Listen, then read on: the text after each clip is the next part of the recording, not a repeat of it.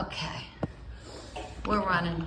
Glad that you got this down too. Well, I have to leave early, so She's got a this is doctor's appointment. someone else's. Oh, okay. So we gotta kind of leave like 11:30. We should be okay. We'll be done. We only got 18 verses. Oh, okay. Yeah. I know, those are real good. Chapter 17, right? 17. So long as y'all don't get sidetracked, we'll be all right. You always get sidetracked. Yeah, I was gonna say. That's studying. Studying is always studying. Wow. Well, that's how we learn things, is Exactly. ask questions and get you off track. That's right. We don't follow the rabbit hole. We jump in and jump right back out. Is it doing it? Is it on? Yeah, should be. Are we recording? Double check. Testing, testing. Am I on? Am I live? You're on. I'm in Memorex.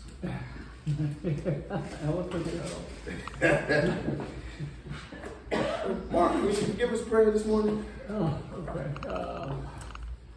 Let's see. Heavenly Father, thank you for this time and guide us in getting the message of your gracious book. In Jesus' name, amen. Amen. I am liking this one. Revelation chapter 17. The prostitute and the scarlet beast.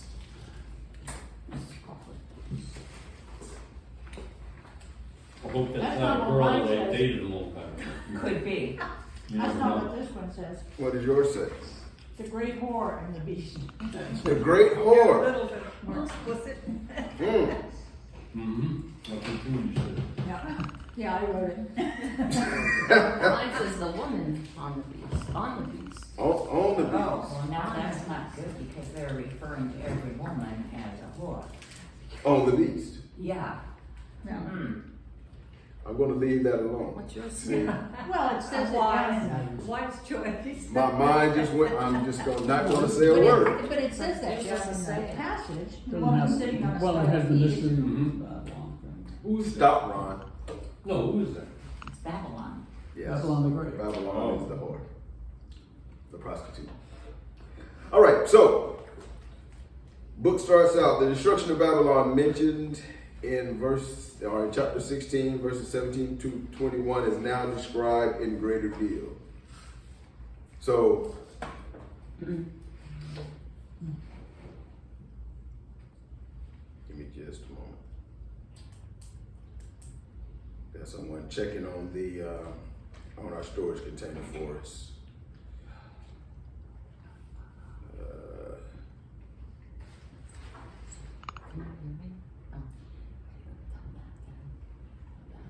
There we go. When the time comes, I'm not gonna. Call into our conference call line.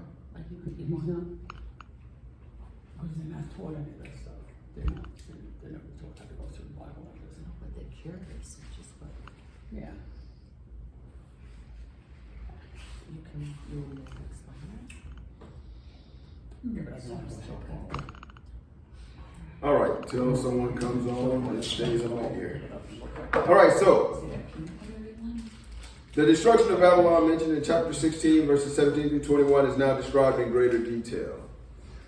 Verses 1 through 6 in this chapter is going to describe John's vision of the prostitute and the scarlet beast. And the remainder of the chapter is going to describe the interpretation of the symbols. So chapter 17 is going to be full of symbols. And we're going to see how it plays out.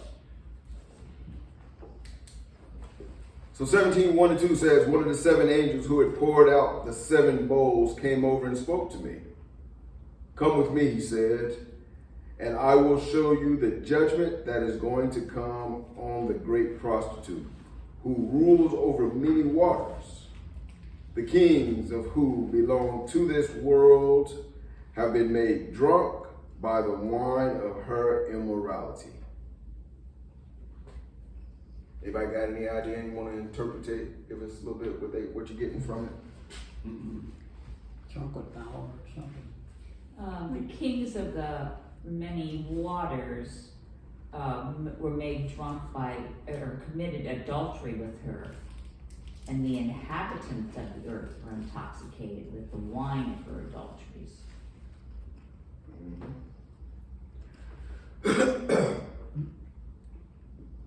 So what are we thinking? What do you mean, like they're talking about Babylon and how the whole thing was Bad. bad? Yeah. Pretty much Babylon is bad, has messed it up real good, and the kings that have fallen under them have, been led astray. So one of the angels who poured out the bowls came to John and spoke to him. The angels wanted to show John what those 7 bowls had been directed against. And honestly, that's what, when we looked at the bowls being poured out, have we even poured out the bowls? Yeah. So we're going to find out exactly what the judgments are directed.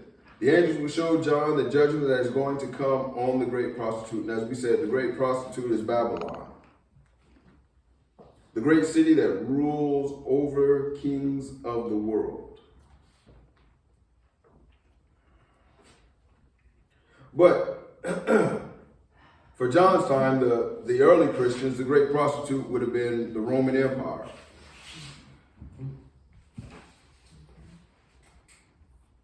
Understand? Mm-hmm. And we would say it's the Roman Empire. Why? They were the big force of the time. At the time, and they had many gods, right? They had many gods and they had lots of power. Lots of power. And that during this time also, as John is writing this, their streets have run red with the blood of Christians. Yeah. Mm-hmm. So all of this is being played out. Everything that we've read up to now is now being a little more interpreted for us. Can I ask a question? Only because I have a note from another study long time ago. It says I have written woman represents religion and the beast represents political. Does that make sense?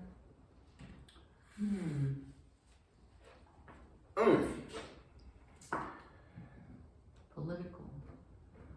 I could see political, but I don't see.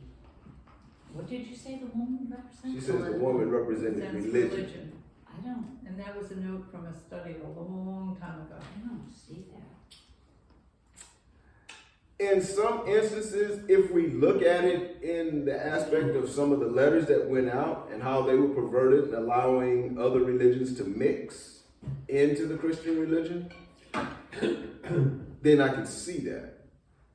But, and why we say that, if we go back to the letters to the 7 churches and how Christ admonished some churches and gave some other churches the business in the writing of, you were doing this, keep doing it, you've been doing that, you need to change. Right. And a lot of it talked about how they would allow adultery to come into the church. In other words, you're praying you're saying that you're Christian, yet you're running around with Aphrodite and Apollo and King Herod and all these other gods that you're going and dropping a little something off to. It would make sense that it would be religion, because then at the same instance, politics is in that. Because they don't want to be punished by not going to these other praying to these other religious deities. So religion as opposed to Christianity. Yes, Okay, that I could get. religion. Yeah. And honestly, remember there was I forgot which community it was, but they were the skilled workers, the skilled laborers, and each skilled labor had its own deity that represented that labor force. Protect them. Right. So in all of that, that's how you would be able to. Okay. put That was together. just a note I had, and I didn't dream it up. I'm not that smart. Rome was the capital city of the vast, mighty Roman Empire, an empire that stretched from Britain to Arabia. And again, truly all roads led to Rome. Founded in 753 BC, Rome was strategically located on the Tiber River at the ford that was indispensable for traveling between northern and southern Italy. In John's day, Rome was the largest city in the world, with a population of approximately 1 million.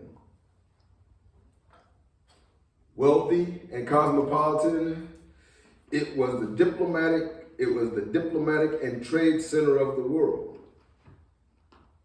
But for all its power, it was exceedingly immoral. During the period of the Roman Republic, which was from 527 BC to 509, the Romans adopted the Romanized Greek gods. See? Zeus, king of the gods, became Jupiter. Idol worship flourished and often involved temple prostitutes and homosexuality as part of the worship rites. See how all of that begins to weave its way into religion? There were about 60 million slaves in the empire, which probably led to sexual exploitation by slave owners. Emperor worship was also enforced in varying degrees depending on the emperor. There was much treachery in the government. In 1 year, there were 3 different emperors due to assassinations. So, Let's see, Tiberius, Caesar, Tiberius, Caligula, Nero, Claudius, I forgot a couple in between. we got a few of the names out. We got a few of the names out on the island, right? Tilthead, Caligula on the beach, Right. Caligula B. Yeah, you know, hey, Homosexuality was big back then, huh? yes. Oh, yeah. They said there is nothing new under the sun. No, there isn't. Amazing. And abuse of children. Yes. A lot of kids were killed because of deformities and infirmities. Or because they were female. Yeah, and you wanted a male. You wanted a male heir. Yeah. And incest too in the Bible. Yes. Mm-hmm. You wanted Caligula was famous for that one. you want to keep the money and power in house. Oh, yeah. No sharing. That's right. Christians ran aloof of Roman society and values, and thus found themselves severely persecuted. With Rome's backdrop of paganism and persecution, it's no wonder that Rome was seen as the epitome of evil. Like Babylon, Rome became a symbol of paganism and opposition to Christianity.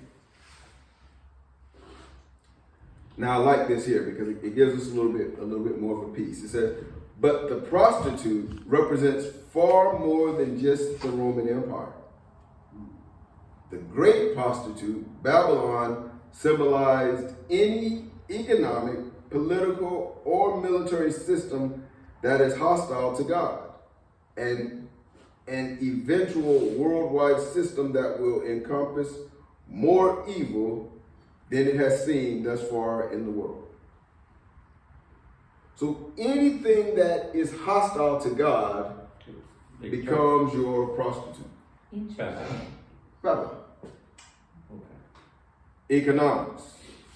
Folks are more interested in money, finances, than they are in God. And a lot of people put money before God. When the stock market crashed, we had more deaths for rich folk than anybody else. Mm-hmm. Political. People want that power. Mm-hmm. Military. Again, you've got weapons and power.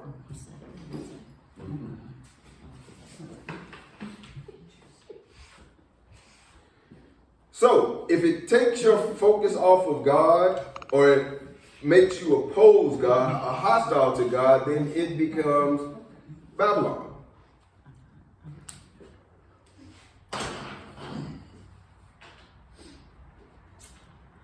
It's interesting, they had gods of all sorts that they put up with, or had to put up with. But then the living God, they don't want anything to do with. Now, is that because he's turning around telling them that what they're doing wrong, or is it that the other ones didn't talk back? I mean, what? What's their reasoning on this? You know, Wow. think about it, right? My God didn't talk back to me. All right. I didn't get no lip back. He gave me good travel across the Mediterranean today. I went to see Yanni. You know what I mean? Oh, wound him up. Wow. I mean, really, think about it. That's cute. Generally, we go with things that give us the approval that we want, right? It just comes to mind that when I think about this, they had all these guys. You got live on Mount Olympus, and you got a god for this, got a god for that. We even got the unknown god in case we miss one, right? Exactly. And that's normally how it ranges out. And we don't want to offend anyone. Don't want to miss anybody. And that's normally the case. But when it comes to Jesus and that God, no. When Well, there were rules. Yeah. no one wants to follow rules. Again, we say everyone wants to go to heaven, but no one wants to die. In order to get there, you have to follow rules. Rule book. Right. And with the loosened morality, I think that leads to more worship of idols, basically.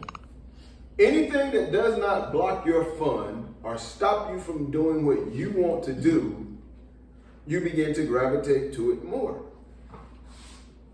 And the more people I can get to follow that and gravitate with me, the better off we are. Well, if you lived back then, it's all you knew. The people who were in it, they have more children, is what they knew.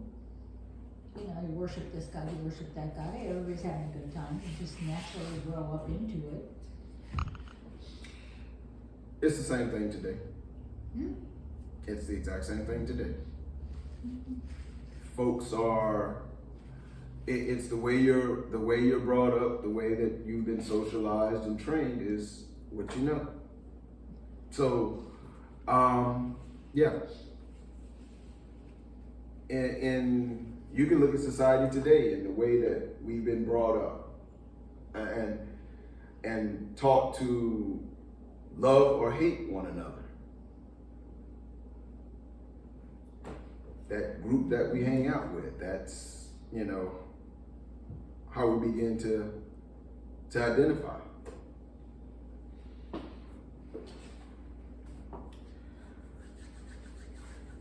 Ha ha ha. So, Babylon had been a huge empire in its day. Rome was even larger as the Caesars took over many countries and gained their allegiance. In the end, the Antichrist will set up a final worldwide empire that will encompass all the nations and will be immoral and completely anti-God.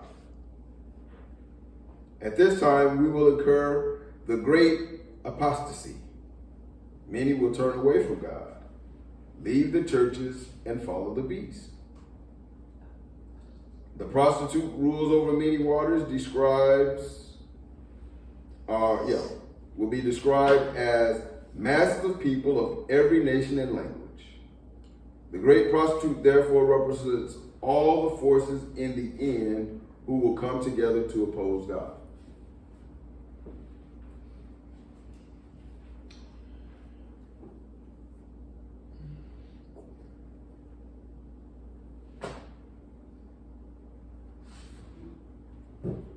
That mass exodus from the church.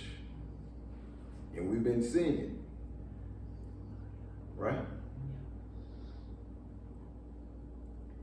One world order. I mean, No, New World Order. New world. well, yeah, New World, George Soros. I mean, that's happening George right Soros, now. there we It go. is. That's happening right Yes. now in our lifetime. He wants one world order. Here it is. I mean, whatever. My husband considers him the Antichrist. Point. My husband considers him the Antichrist. Yeah. Yeah. He's too old. Yeah. He's been around too I long. don't think age matters.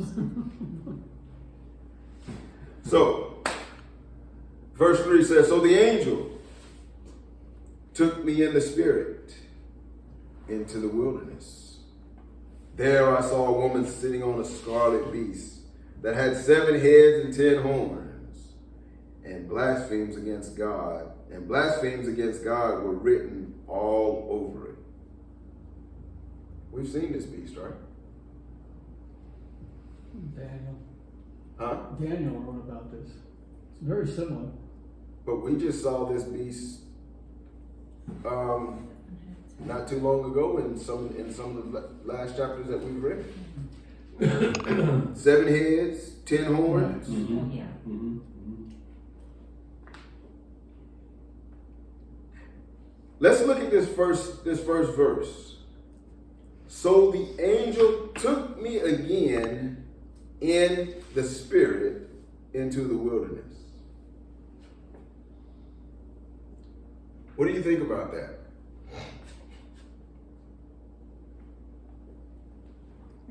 It's like he's in a dream.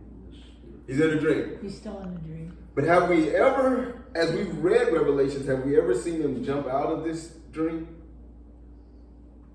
No, he stays in it for the most part. In all his writings, it seems like he's in the spirit, in this dream state, as he's doing this.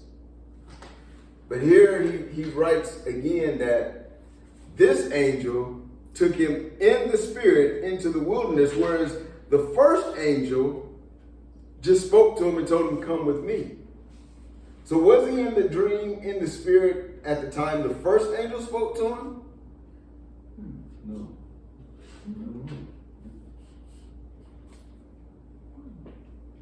He was out of the spirit, and then this one took him into the spirit, into the wilderness. It was consuming some wacky tobacco. Could have too much to drink, too, you know. Had a good bourbon. Yeah. So I just want, as you read Revelations, look at what John is telling us. At one point, it seems like I'm out of the spirit, but an angel talks to me and I'm out. Here, I'm in the spirit and the angel is guiding me.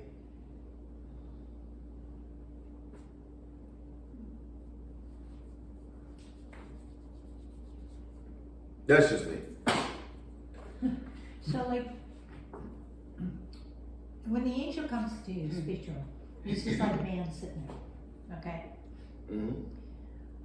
And then it says, when he carried me away into the spirit, and he sees all these things. But when he's like in the spirit, none of those things see him. If he's in the spirit, it's like they can't really see him. He's an observer, because you would think if some of these monsters and things had seen him, they would try to kill him. But now remember, this is foretold. This is future. This is not happening. Right. This is not happening right now. John is seeing the future. What's going to happen. Okay. So he's an observer of foretelling. Right. Mhm. So, as we read this, and it makes perfect sense, Judy, what you're saying, but at this whole point in time, John has to be in the spirit the entire time in order to see what is being foretold, what's going on. He has no time when he's out of the spirit? He may have time to come out and do some writing, but I'm thinking as he's doing this, he's in the spirit the entire time. Wow, no eating, drinking, or going to the bathroom. Now, understand, we don't know. That's what Well, We don't know how long this is taking either. but if he was in the spirit the whole time, why would he even bother to say, then he took me away in the spirit? It's like there's a definite difference there. He came to talk to me, but then he took me away in the spirit. Well, okay. Yeah, what significance is that? I mean, what's he trying to tell the reader? And see, that becomes the question. What is trying to be told? Who is doing the talking? Because at one point, is He's seeing the angel. Now again, he is hostage prisoner on the Isle of Patmos.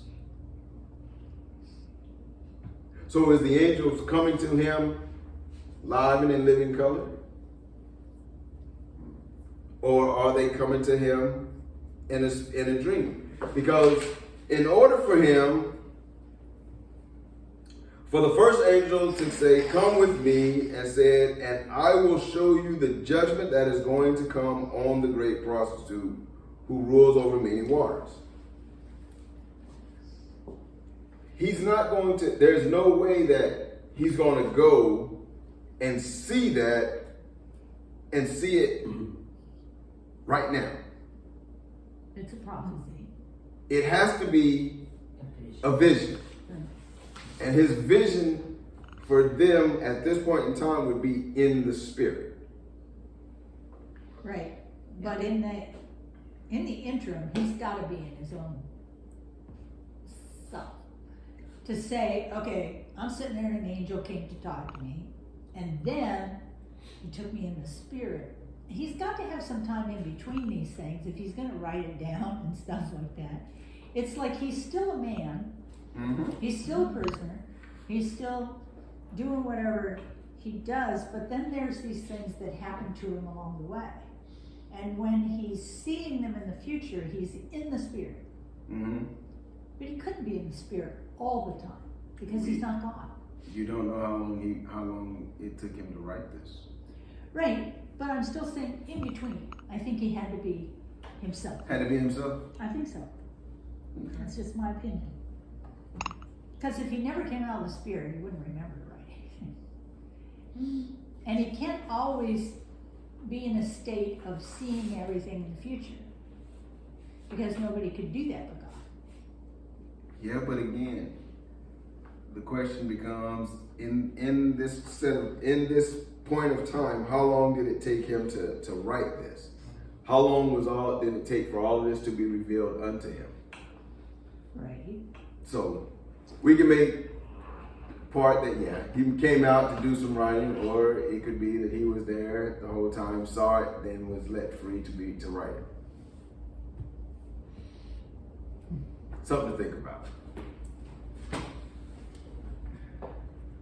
All right, so we're back with this beast that we have seen with the 10 horns, the 7 heads, and had the blasphemies against God written all over it. The angel promised to show John the judgments on the great prostitute. Right? That's what the angel did. John is taken in the spirit into the wilderness where he would see the great prostitute. It's going to say 4 times in Revelation. Here we go. John is described as being in the spirit or carried away in the spirit. Chapter 1, verse 10. Chapter 4, verse 2. This chapter 17, verse 3, and again we will see John in the spirit in chapter 21, verse 10.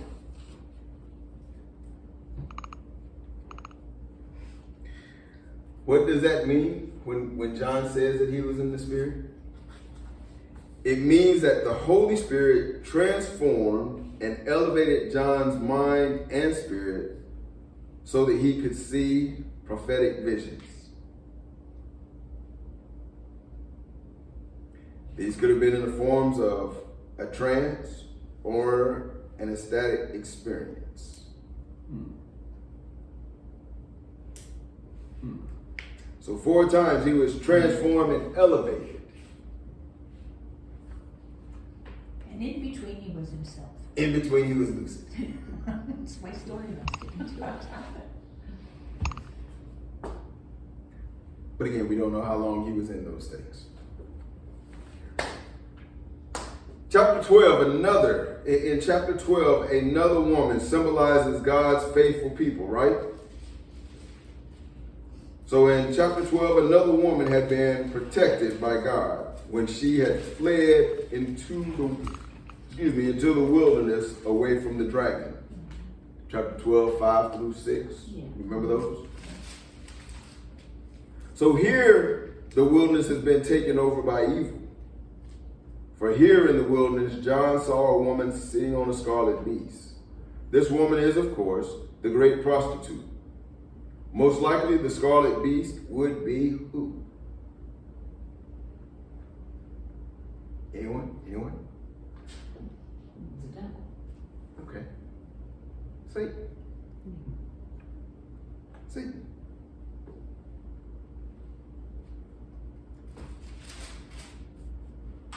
Again, in chapter 12, verse 3, he was described as a large red dragon, right?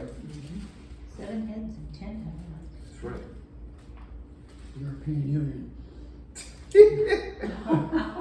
No, that's what it's often been described. It could be the European Union. It's good. But now, this beast that we're talking about could be the beast out of the sea. Lost City of Atlantis. Huh? Lost City of Atlantis. Again, all three seem to have the same source, and all three are described as having 7 heads and 10 horns. All three of the beasts have the same thing, right? 7 heads, 10 horns. The beast from the sea is further described as having names on each head that blaspheme God. It says this scarlet beast also was written all over with blasphemies against God. So this beast, the Antichrist, is who we're dealing with, the one that is controlled by Satan. Is the supreme enemy of God's people. So this beast is not Satan, but it is the Antichrist.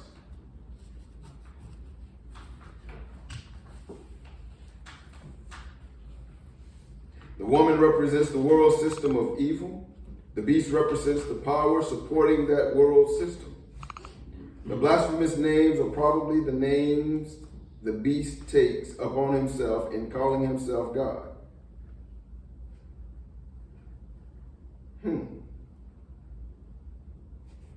One king of Babylon was described as being severely punished for thinking himself to be God.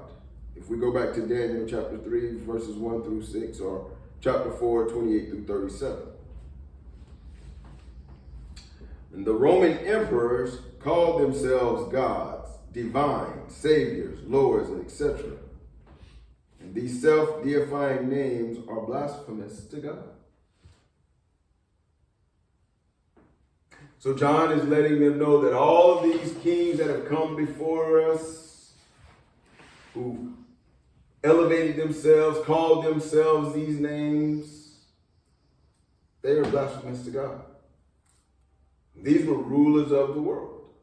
The ancient Egyptians, the pharaohs, claimed they were deities or Oh, yeah. Mm-hmm. They were just. they were Direct descendants. Yeah, they said they were gods. They were from the stars. Mm-hmm. Again, that's why you had to marry your brother. Right? That's why you had to marry your brother, because you had to be a descendant. Right.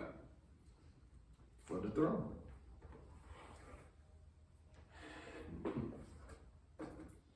All right, see, I'm putting some stuff together. Good. Let's move on. Verse 4. Ancient aliens. Gotta watch the show like a mom. Gladys said, I'm not watching it. I don't like that show. The woman wore purple and scarlet clothing and beautiful jewelry made of gold and precious gems and pearls. In her hand, she held a gold goblet full of obscenities and the impurities of her immorality.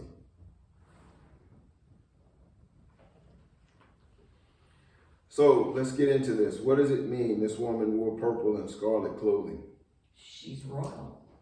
All right. Yeah, royal. Yeah, All right. royal color purple, right? Mm-hmm. Referring to like all the royalty. Royalty and luxury. That's it. Purple and scarlet dyes were extremely expensive in the first century. No common person ever wore purple or scarlet.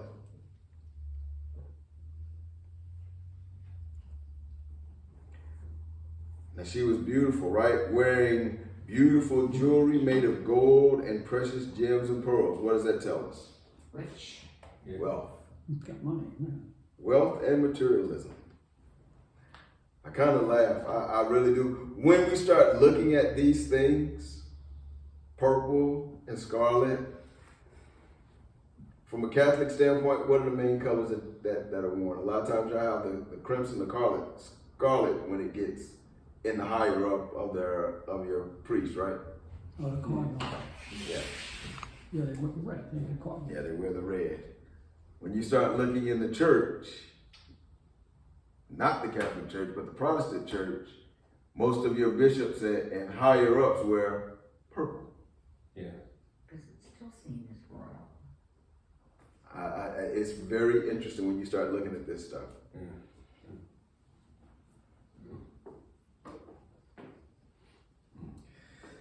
So we've got her being royal and luxurious with wealth and materialism. And now we find she's holding a gold goblet filled with obscenities and impurities of her morality. So in a sense, that was her inner person. She was extremely immoral. She was holding the goblet full of obscenities and the impurities of her immorality. She's got it. Her essence, who she really was.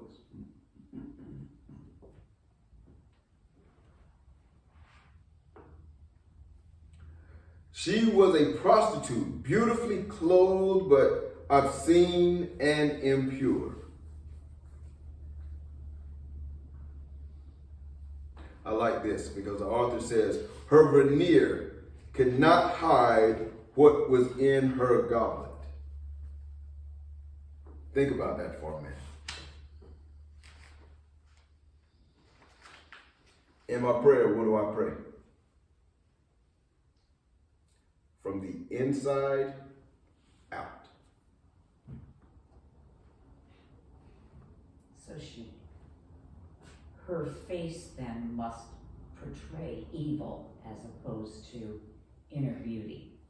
No, her face portrays beauty.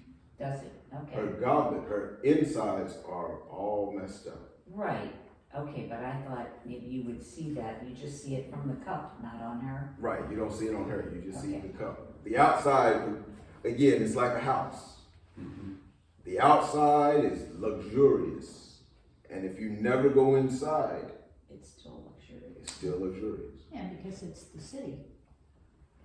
The city is glorious looking, but all the bad stuff is happening on the inside. Most places, when these commercials about these different cities and things that they want you to vacation in, what do they show you? Trying to entice you. Skinny women. A little good stuff there. All the You good don't have stuff. sandals?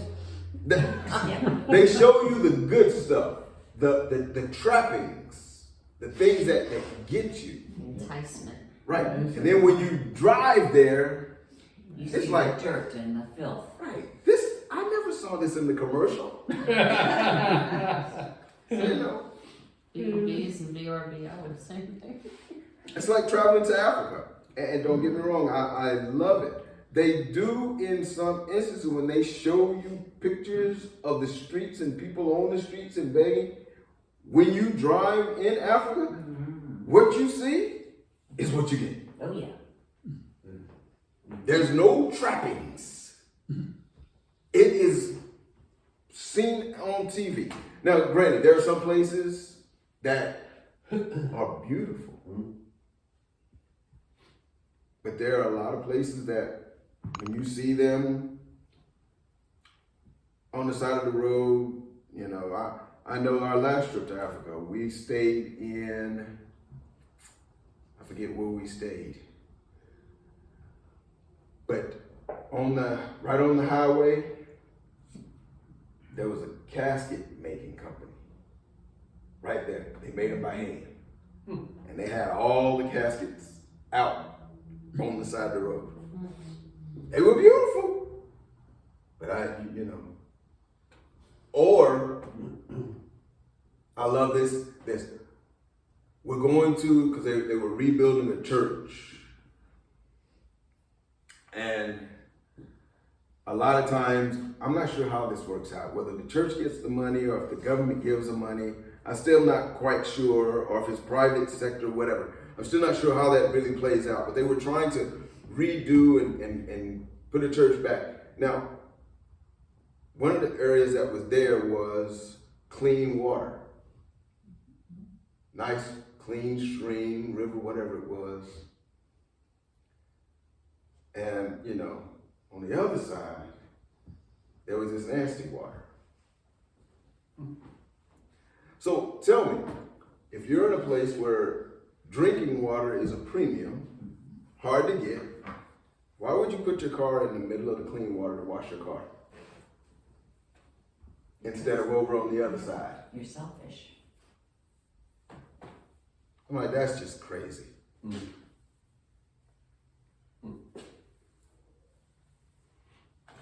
So, again, the outside was the best thing ever for this prostitute. In her cup showed all the wretchedness that she had. You know, this sounds like Herodia. What? When she danced? egged on Herod. Yeah, when she danced for Herod. Herod. And then inside she's ugly because she says, give me John's head. John's head. That's right. That's why I tell a lot of folks, you know, I'm a pastor, but I need to see the real you. Be who you are. Don't, when I'm around, don't put on the airs. Because eventually it's going to come out. Just be who you are and allow me to accept you or not.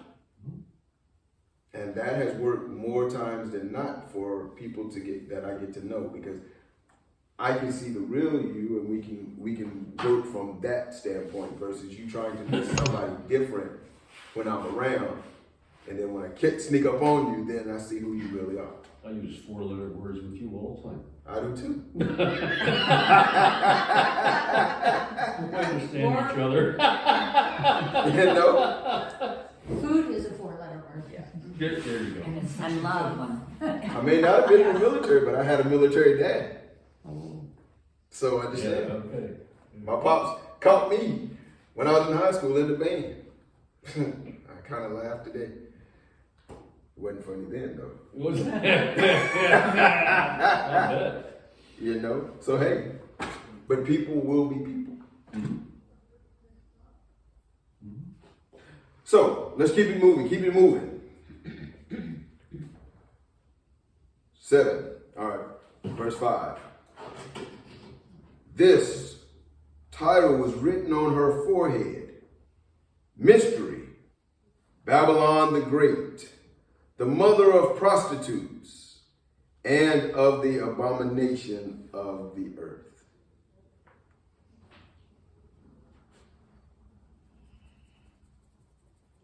Why the word mystery? What connotation is that? Oh no, let's see. It's in my Bible too, mystery. Yeah, that was three. The word mystery has 2 meanings. What does yours say? I don't. You don't have mystery in You don't have it? What do you have? Which version of the Bible? I don't know. This is. It's on the paper. Yeah. NIV. Yeah. Your international version. So what do yours say at verse 5? Verse 5. What's yours? The name was written on her forehead, and it's just Babylon the Great, the mother of prostitutes and of the abominations of the earth. Ooh, so you didn't get the mystery. I didn't get the mystery. I don't get it. And mine says, and upon her forehead was the name written, and then it's all in capitals, and it says, Mystery, Babylon the Great, Yeah. the mother of the harlots and abominations of the earth. Yeah. King James Version.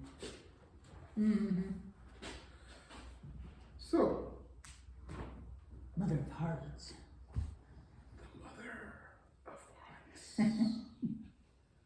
the word mystery has 2 meanings in Hellenistic Greek. One meaning refers to something secret and known only to a select few.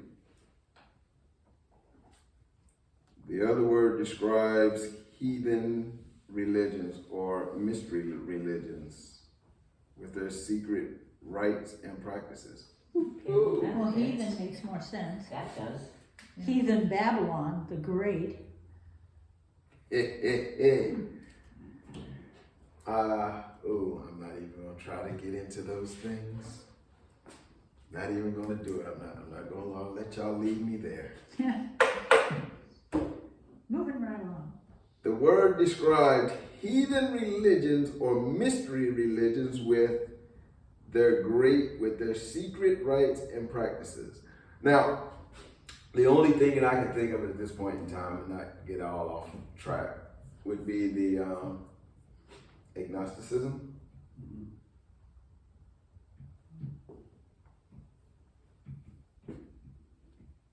That group that knew or know, Gnostic, to know.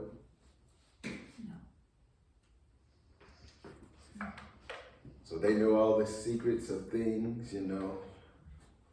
Then that puts us into the Illuminatis, if that's for real. You move over into Freemasonry, Scottish rites, some of the fraternities and sororities. You know what I'm saying? All of those different things, even though they're not religious, They have secrets. they have secrets. Yeah, but they're religions of their own. Rosicrucians? That's another. So there are some out there that you have to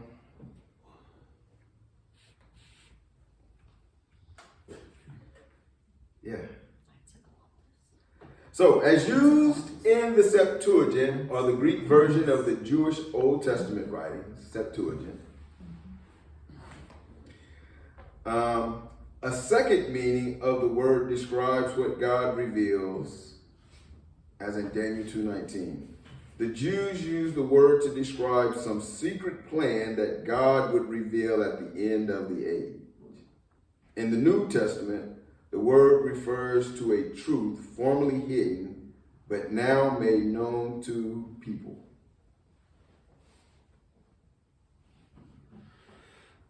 So here in Revelation, the mystery is that the true source and nature of evil is being shown. So this mystery is now being revealed. No more secret handshakes. Right. No more secret handshakes. That's enough coffee for you. The title, Babylon the Great, describes an entire world system, such as Babylon, Rome, and many other great powers. That will be the culmination of all evil, leading people away from God. This woman is the picture of Babylon, which had taken God's people into captivity. She also is a picture of Rome with its luxury and decadence. But she is far more than just one particular city or empire in history. She is the mother of all of them. So we start talking about Rome, start talking about Babylon, start talking about Russia, start talking about, let's see. We could throw China in there, Yeah. definitely. Mm-hmm.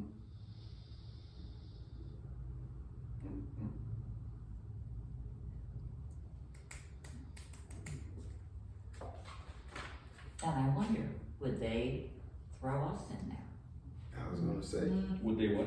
There's Throw no us mention in in the there. legal law, so I guess we're either non-existent any longer, or we're just not of any importance.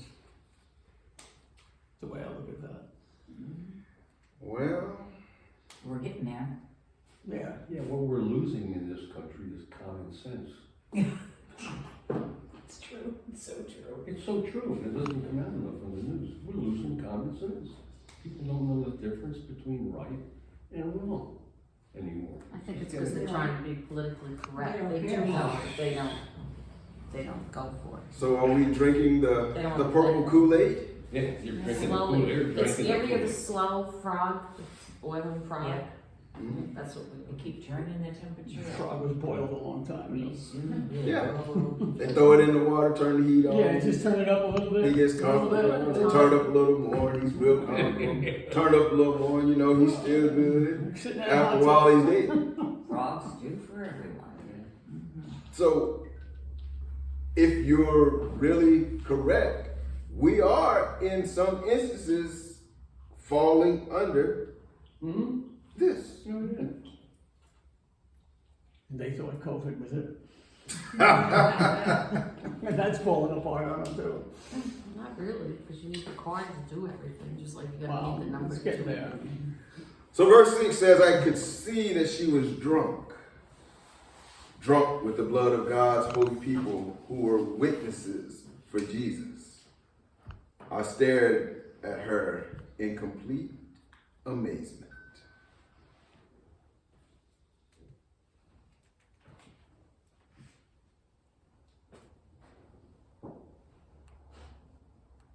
So she was drunk with the blood of God's holy people who were witnesses for Jesus. Now, we have not gotten to this point where we're slaughtering Christians.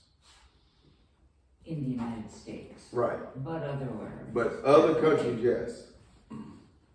That is the big thing, you Well, there know. are some that get slaughtered, like when somebody goes into a church and shoots it up. There are some. We're getting there, but It's not It's from the not a- government though. No. yeah, it's Well, not the a, government. You're right. so right now there are governments out there that are still persecuting Christians. We just haven't gotten there yet.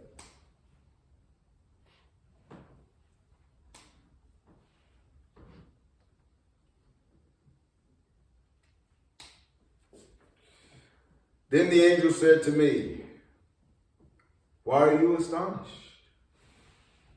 I will explain to you the mystery of the woman and of the beast she rides, which has the 7 heads and 10 horns. The beast which you saw once was, now is not, and will come up out of the abyss and go to his destruction. The inhabitants of the earth, whose names have not been written in the book of life for the creation of the world, will be astonished when they see the beast. Because he once was, now is not, and yet will come. Yeah, that one really confused me. So he's talking about Satan. Right? Now let's take a look and see. So the angel brought John into the But he wilderness, had to Christ. brought him in to witness the scarlet beast and the great prostitute. John had stared at her in complete amazement. The angel asked, why are you amazed, right? This is the true nature of evil, so perhaps believers should not be surprised at its sheer ugliness. The angel said that he would explain to John the mystery of the woman and the beast she rides. John has seen the word mystery on the forehead of the woman, and that mystery would be explained. The writer, or the remainder of this chapter, interprets the beast. Chapter 18 is going to explain more about the prostitute. So right now we're going to get into who the beast is. Okay. Next chapter we're going to look at the prostitute. So the beast is noted in 17:3 signifies the Antichrist and his power source, Satan. The phrase once was, now is not, and yet will come is a parody of the description of Christ as the one who always was, who is, and who is still to come. Right? That's what we said about Why Christ. does it say Oh, it's right. not? That's what I'm getting ready to get to. Okay. Regarding the beast, this could refer to Satan as he exercised power, once was bound when Christ died on the cross, is not, And then we'll have a time at the end of history during which to exercise great authority on the earth and to go into battle with God at Armageddon, yet will come before he is finally destroyed. Okay? Satan exercised power when he was in heaven. Lucifer fell. Right? Once was. Then he was bound by Christ because Satan had power to, he had power, and then Christ died and went to hell and took all his people back. Satan no longer has power. Is not. Right?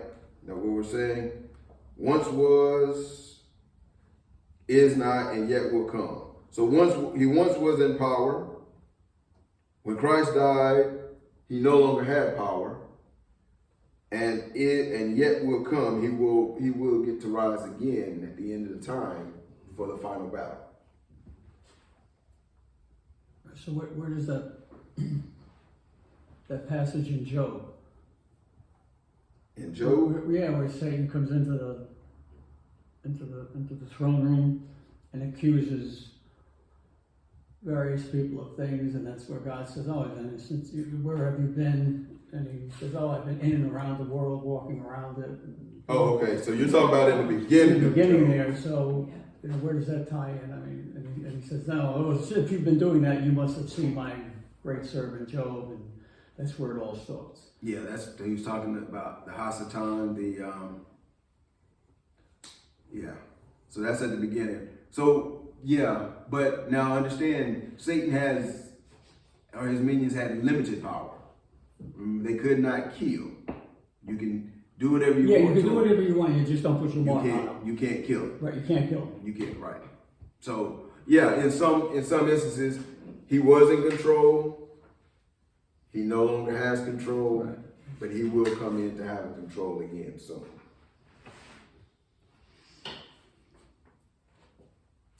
We missed when he didn't have control. Yeah. we hadn't gotten there yet.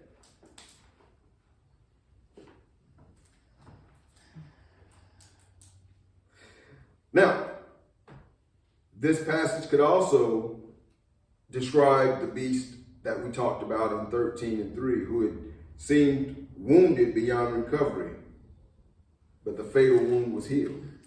The whole world marveled at this miracle and gave allegiance to the beast.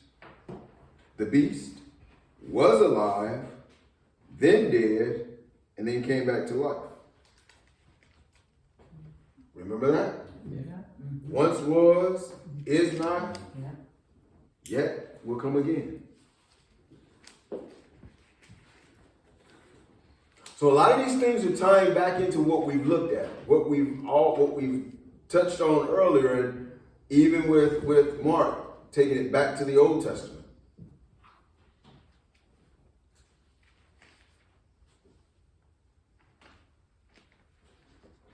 The beast's resurrection symbolizes the persistence of evil. Isn't that crazy? When you try to kick a habit, a bad habit, seems like once you get it off, it wants to come back even harder. Constantly wanting to be enticed by that evil, that bad habit. Temptation. Constantly in your face.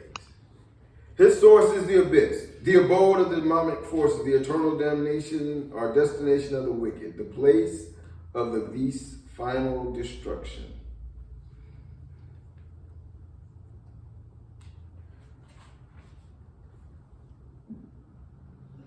Nine and 10 says, this calls for a mind with wisdom. The 7 heads are the 7 hills on which the woman sits. There are also 7 kings. 5 have fallen. 1 is, and the other has not yet come.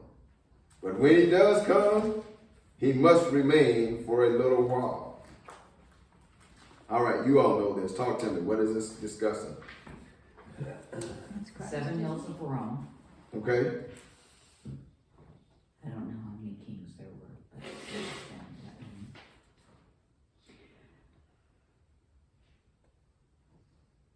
So we've got the 7 hills as Rome. Yeah.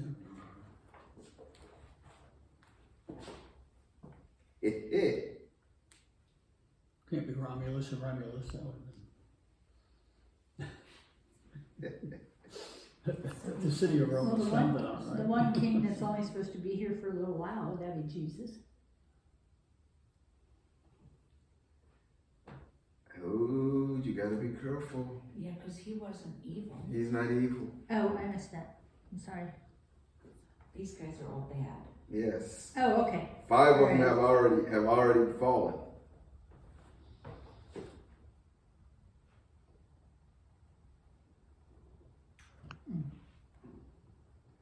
One says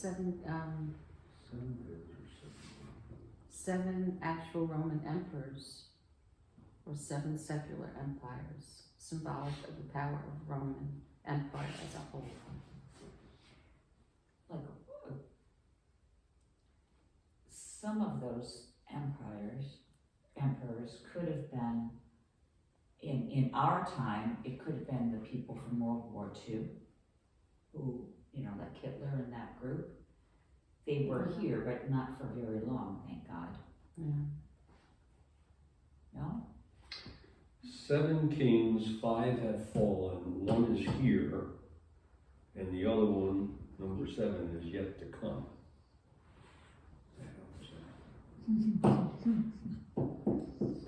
Remember, And then it talks about the 8th remember king. when John is writing this, he's writing it to who? Churches. The churches when? Well, during the Roman Empire. During the Roman Empire. During the reign of Nero. Okay. So the 7 kings would be Egypt, No, Assyria, Babylon, Persia, and Greece. Those first 5 have already fallen. Mhm. 1 is in power now. Who's the one that's in power now? you'd be wrong. Right. Rome. 1 is yet to come.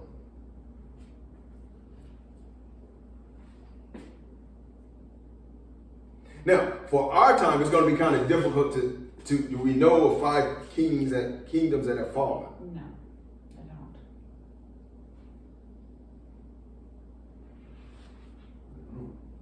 I mean, what's considered a kingdom? Right. So it becomes a little harder to put that into play. Y'all want to go with Germany twice. German, yeah. You got You would- Hitler would be your main Hitler one. and You got Stalin. Stalin, Saddam Hussein. maybe Saddam. Maybe Saddam. Who's the other one from China though? Pol Pot from Cambodia. Yeah. Yeah, and China was, With Kim. Tiananmen Square. Yeah, China. China. So Mao Zedong. yeah, there you go. You begin to look at those, but it's very hard to for our time to look at 5 leaders who have fallen in this kind of layout. And Khrushchev. Wasn't he the one that ushered in the other way of living over there? Khrushchev?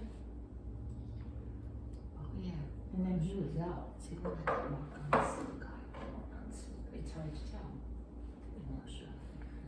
And what's his name? Wasn't it Khrushchev? I know who you mean. That guy in Russia, he was bald and he had that Oh, bright Gorbachev. Gorbachev. Gorbachev. maybe, yeah. I thought you were talking about Charlie Manson for a minute. With that,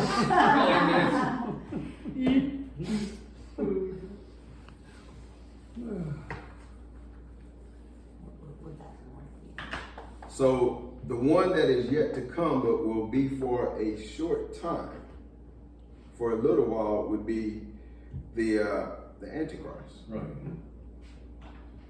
That's going to be your seventh one. He's going to come, he's going to reign for a little time, little while. Mm-hmm. What we say, 3.5 years, 7 years max? Seven, Then it's over.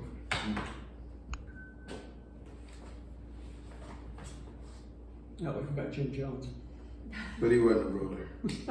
Not a major ruler.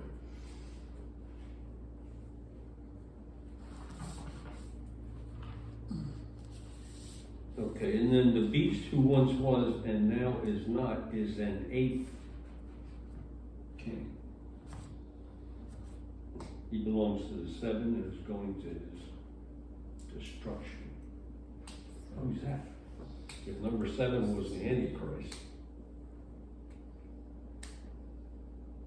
The beast who once was and is not. Where you getting that one? Number 11. 11. Oh, okay. Let me get down there.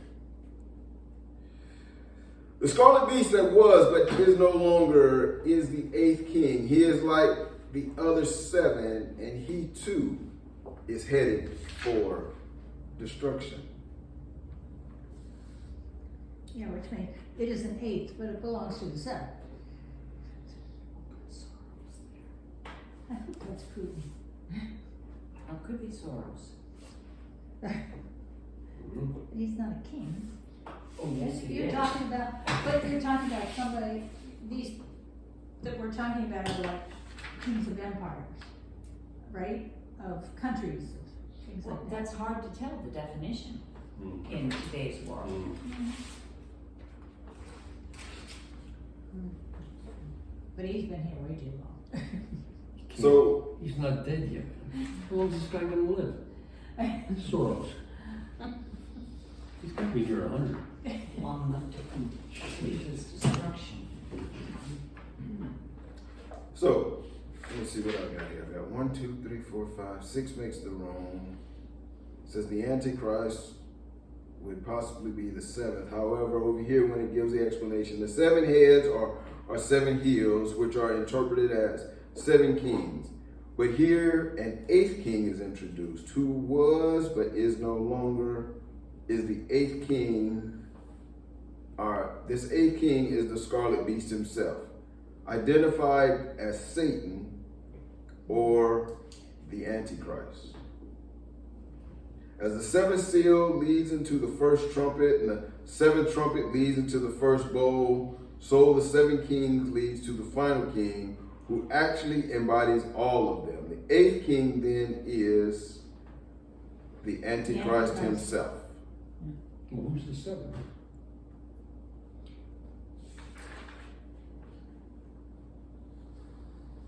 They break the 7th king down. There are also 7 kings. 5 have fallen. 1 is Wrong.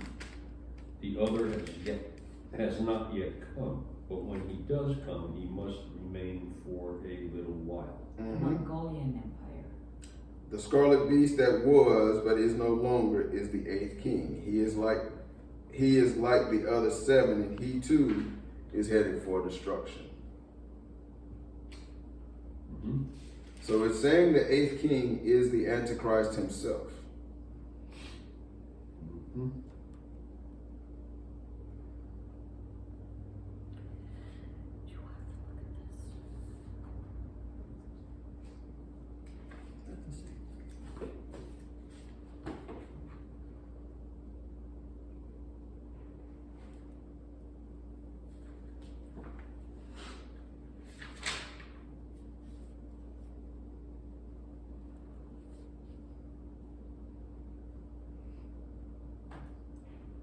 So the final kingdom, the 7th kingdom, would be the kingdom of the Antichrist. It's going to fall, but the 8th king would be the Antichrist himself coming.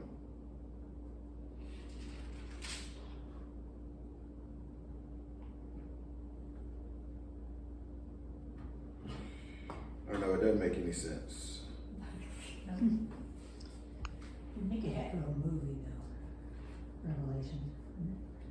Just, well, says this calls for a mind with wisdom. I'm not there. Yeah. That's no problem, we figured out our problem. And at least they only have an hour. Yeah, we're No, about- an hour for them to Oh. Time is now. Sorry. So we had to come back and try to figure out how to break this 8th king down. So 12.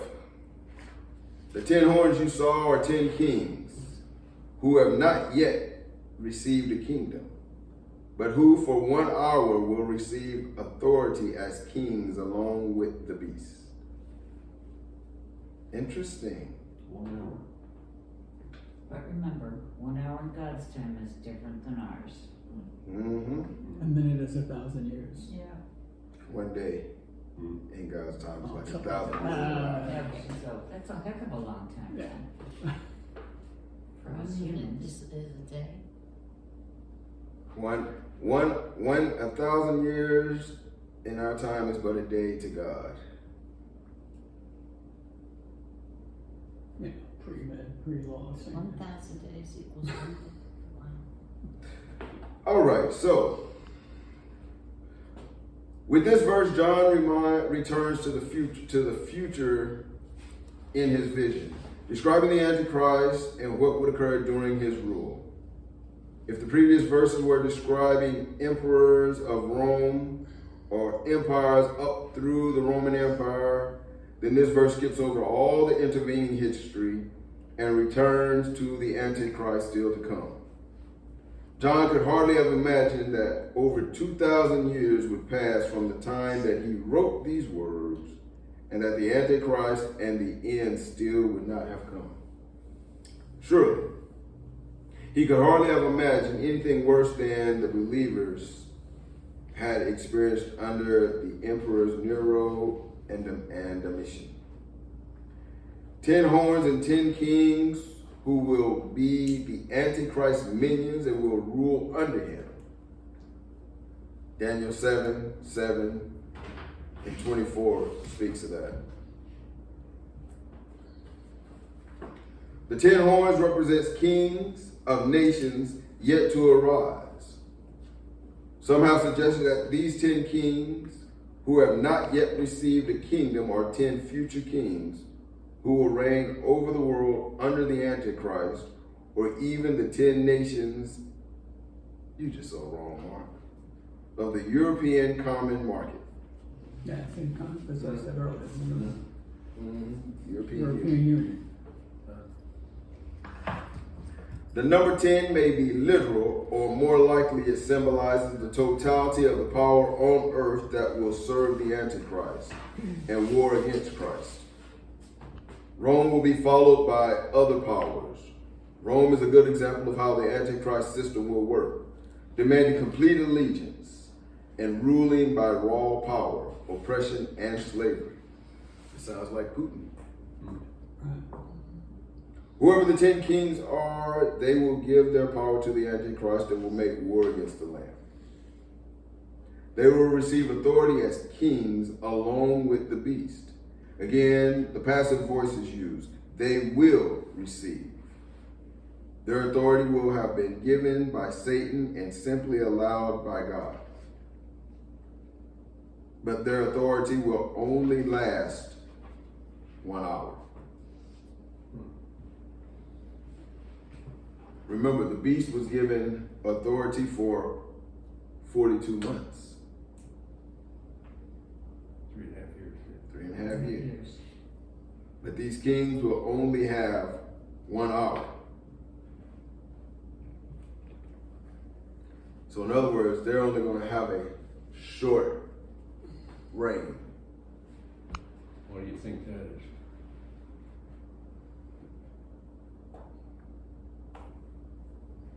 You guess it'll be time for God to This take bold care of it. judgment, these bold judgments are going to happen so quick that they're not going to be able to handle. They're not going to have time to do all that they want to do.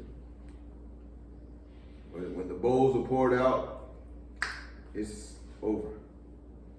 So You're going to get an hour to try to continue to group your people together.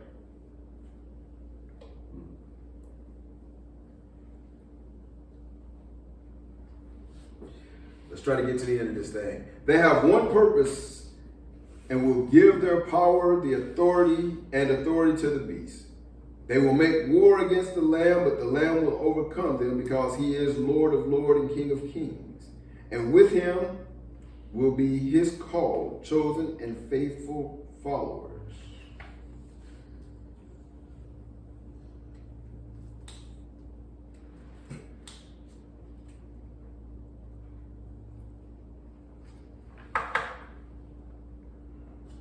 So even though now, and I think the difference here in these 10 kings versus the kingdoms is the kingdoms can last for a period of time, having various kings rule them, whether it's good or bad. But a king is only a short-lived position.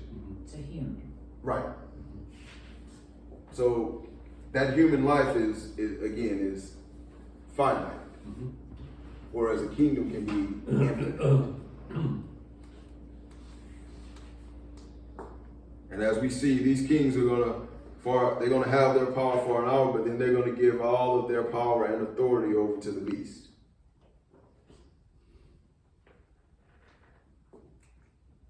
But to no avail, they're still gonna be crushed because Christ is Lord of lords and King of kings. 4 more verses. We're out. Then the angel said to me, the water where the prostitute is ruling represents masses of people of every nation and language.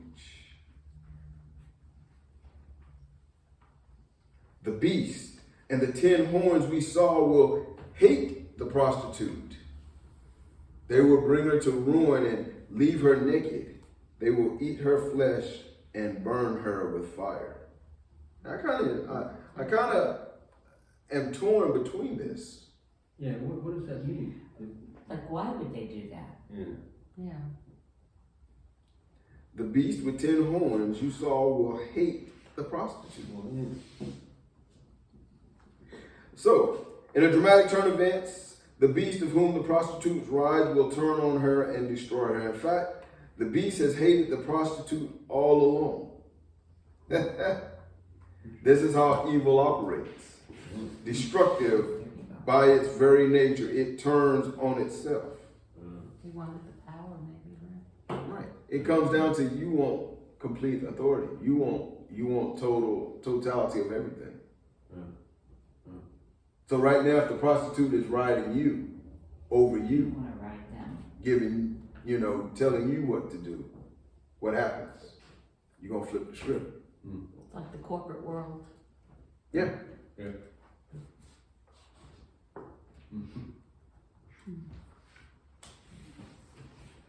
I like this. Evil. The very evil of the culture they have created will leave it in shambles. They will bring that culture to ruins. Despite the great beauty and luxury of the prostitute's clothing and jewelry, the beast will leave her naked. So in all of her fineness, her purple and scarlet, and Stripping it away. they're going to strip it all from her. And because they want power, they don't necessarily want to robe themselves in it. They just don't want her to have it. Right. And that's normally how power works. You don't want it, but you don't want her to have it. Right. Or you don't want somebody else to have it. Right? It's not that I want the power. I just don't want you to have it. And eventually, we turn on each other. It's probably a witnessing too. Everybody sees that, maybe.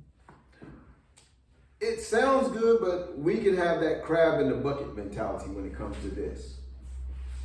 Someone climbs up, and what happens? As one crab gets ready to get out of the bucket, the next one reaches up and pulls it down. And that's the mentality. She's had all the power. She's got all the power, and what she need that power for? Politics, I'm staying out of it, but politics.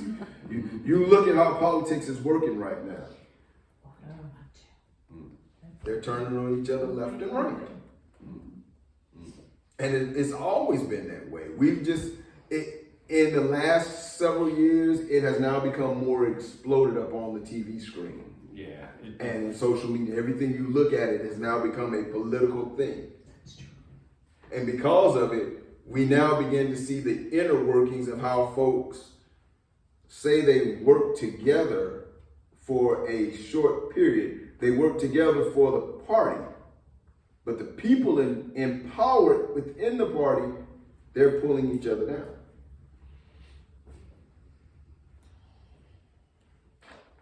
Yes, they work together to get what they want. Right. Once they get that, then Then they start tearing people down. They hang them out the drum. Damn Democrats. Two verses. For God has put it into their hearts to carry out his purpose by agreeing to give their kingdoms to the beast until the word of God will be fulfilled. So in other words, everything that has happened, God has already orchestrated and ordained. That you're going to give this power over, but to no avail, you're still going to lose. Mm-hmm.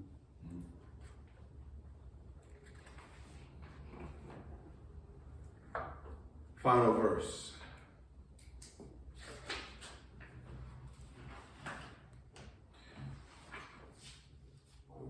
Oh, I like this. Let me finish this at 17. God's plan will happen just as he says. God even uses people opposed to him as tools to carry out his will. God even allows Satan to further deceive the people who have already completely rejected God. So in other words, again, God don't want to lose anybody, right?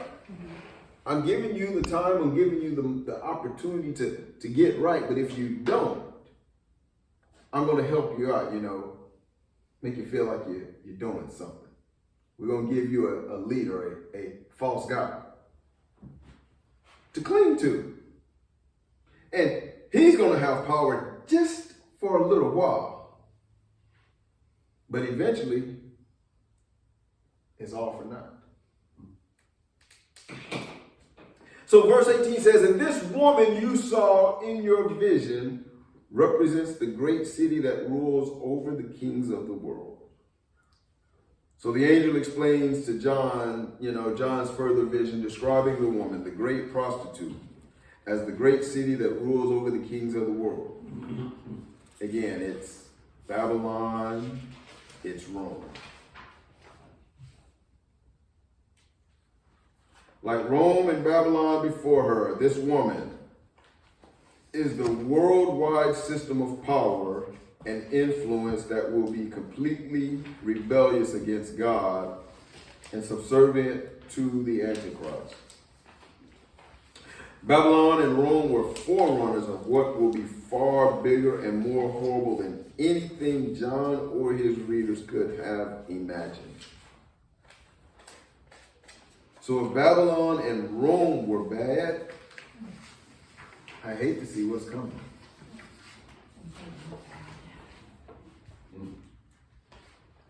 Well, Sodom and Gomorrah was so bad. Yeah, Sodom and Gomorrah was so bad. Yeah. So I hate to see what is coming next.